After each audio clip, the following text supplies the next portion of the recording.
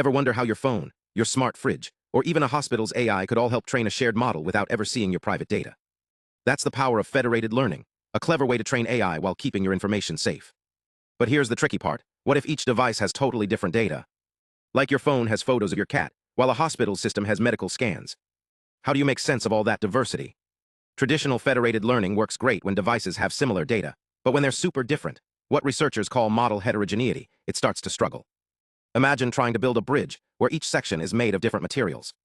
It's hard to connect them. That's where a new breakthrough called FedVTC comes in. Here's the issue. When devices have wildly different data, their AI models end up looking nothing alike. If you try to merge them, it's like mixing oil and water, nothing sticks. Older methods tried to fix this by tweaking how models are combined, but they hit a wall when the models themselves were too different. It was like trying to teach a cat and a dog the same trick. No matter how hard you tried, they'd never perform the same. Enter FedVTC, a smart new approach that doesn't force devices to share raw data. Instead, they exchange statistical summaries of their data, like the average temperature in a city or the most common symptoms in a hospital.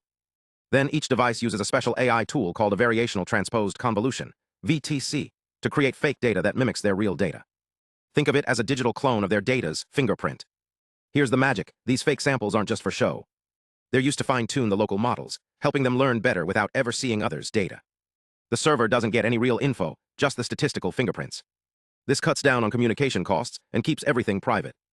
It's like sharing a recipe without revealing your secret ingredient. What makes FedVTC special?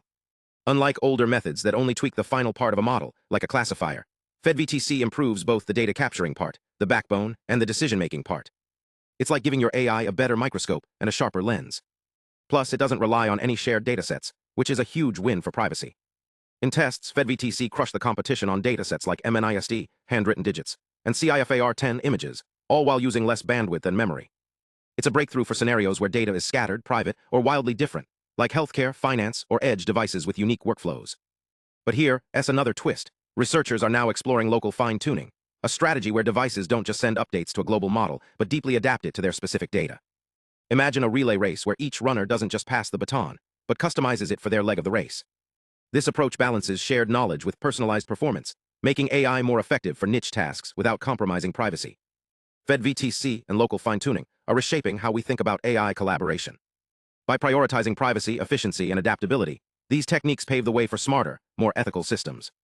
Whether it's your phone learning your habits or hospitals sharing insights without exposing patient data, the future of AI is about working together, without giving away the keys to your data.